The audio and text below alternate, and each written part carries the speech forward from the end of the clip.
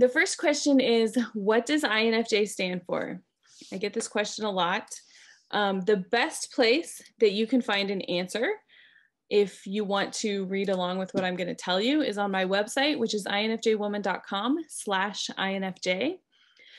That will tell you every single thing that you want to know about being an INFJ. So basically, INFJ is a term that comes from the Myers-Briggs Type Indicator Personality Test. It's based on their theory that everyone in the world falls into one of 16 different personality types, and those personality types are made up of 4 different categories. So you're either an introvert or an extrovert. You either are intuition or sensing, you're either feeling or thinking, and you're either judging or perceiving. So for INFJs, we are introverted, we have intuition, we're feeling, and we're judging. So let's go through just really quickly what those things mean. Being an introvert means that you gain energy by being by yourself, and you lose energy or you expend energy by being around other people. Some people mistake being introverted for being quiet and being extroverted for being outgoing. That's not always the case. You can be an outgoing person and be introverted. It just means that you lose energy when you're around other people. And so you need to spend time alone or to spend time with 1 or 2 people who are extremely close to you so that you can feel recharged. So you can be shy and be an introvert. A lot of us are. I am shy when I first meet people. I was very shy when I was smaller, and I've sort of become a little bit more outgoing as I've grown up. Another thing that affects whether you're shy or more outgoing is anxiety. I have a social anxiety disorder. Most of my anxiety is focused around social situations, meeting new people. The more people that there are, the more anxious that I get. So obviously it's more difficult for me to talk to a lot of people than it is for me to talk to 1 or 2 people. So that plays a role too in, whether you are shy or outgoing, not so much whether you're introverted or extroverted. Introverted and extroverted really just depends on where you gain your energy from. There is such a thing as being an ambivert, which is being introverted sometimes and extroverted sometimes. It's important to remember that each one of these 4 categories, nobody is 100% introverted or 100% extroverted. There's kind of a spectrum of where you're at. And you can take a personality test at 16personalities.com, which will give you, they give you a percentage of how introverted and how extroverted that you are. And I was going to pull up mine real quick here so I can tell you what mine is. The last time that I took the test, I came out 93% introverted, which is pretty high. It's pretty high. Most people will fall, somewhere in the middle. And if you're close to like 50%, then that's where you come up with like being an ambivert. So sometimes you feel introverted and sometimes you feel extroverted. Okay, so the next one is whether you are intuitive or sensing. Intuition means that you know things about people. You take in a lot of information that maybe they're not necessarily telling you, but you take in all this information and you just get a feeling about people. If you know what I'm talking about, if that makes sense to you, then you definitely have intuition. Sometimes it almost feels like you're psychic, but it's not quite that level. If you're sensing, then you take in information through your 5 senses and you stick to that specific information. You don't really read more into the information. You just take in what you can see and what you can feel. You're more focused on what people are actually telling you than reading between the lines. The last time I took the Myers-Briggs test, I was 94% intuitive.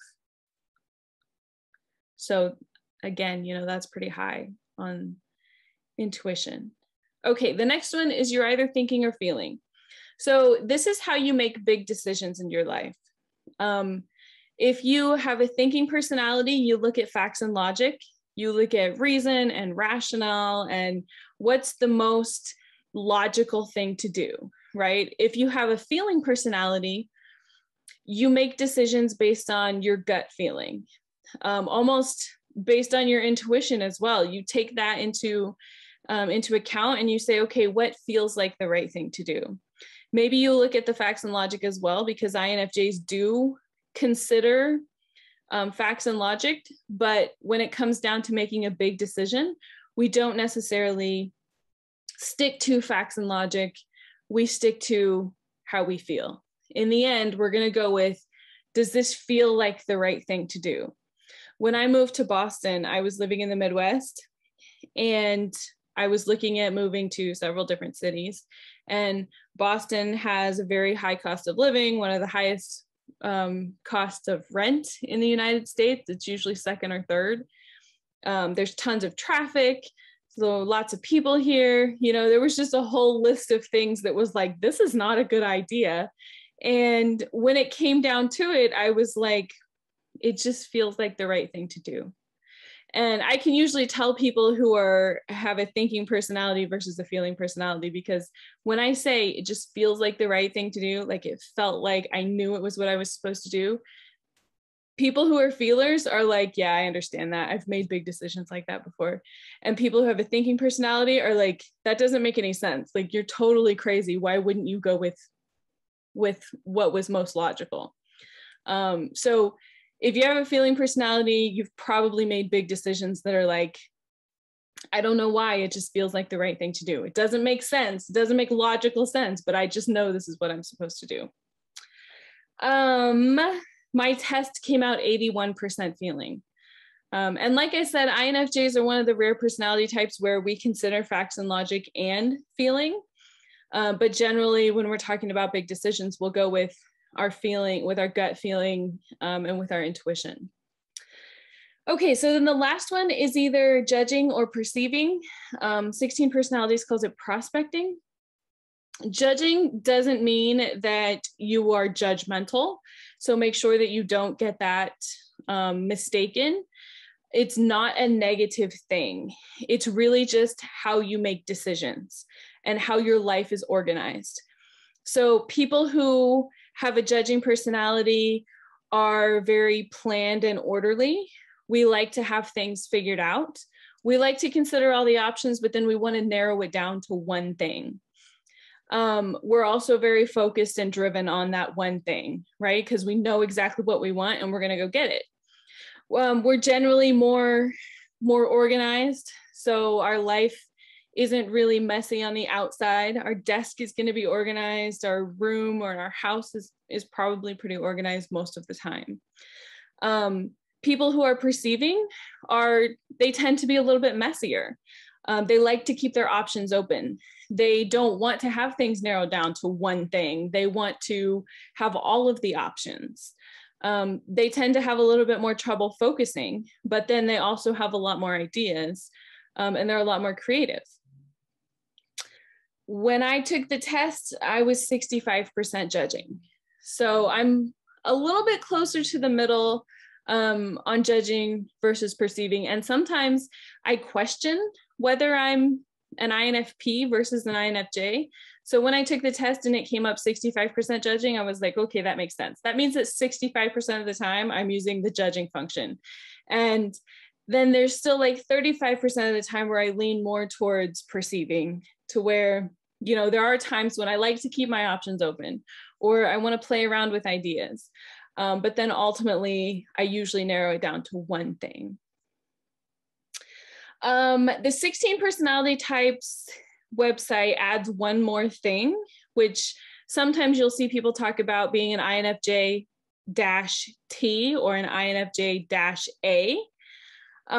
This is really more how confident you are in your abilities and your decisions. So the A means assertive and the T means turbulent. My test came up 72% turbulent, which didn't surprise me at all, because there's a lot in my life that feels like it's turbulent. I'm more anxious, more undecided about some things. There's definitely been a lot of turbulence in my life, so that kind of made sense to me. Learn more about your INFJ personality on my podcast, The Quiet Ones. The Quiet Ones is a weekly show where we dive into understanding self-love, depression, anxiety, and so much more from an INFJ perspective. I offer up in-depth coaching and unmatched empathy. Join me for an amazing personal growth experience. The Quiet Ones podcast is available on all major podcast platforms and at thequietonespodcast.com. Hi there! I just wanted to take a minute to say thank you so much for watching this video. I really hope that you enjoyed it. Please consider subscribing to my channel. I'm working very hard to produce content that will help you, and I really, really appreciate your support. Also, if you want some more inspiration, check out this video right here.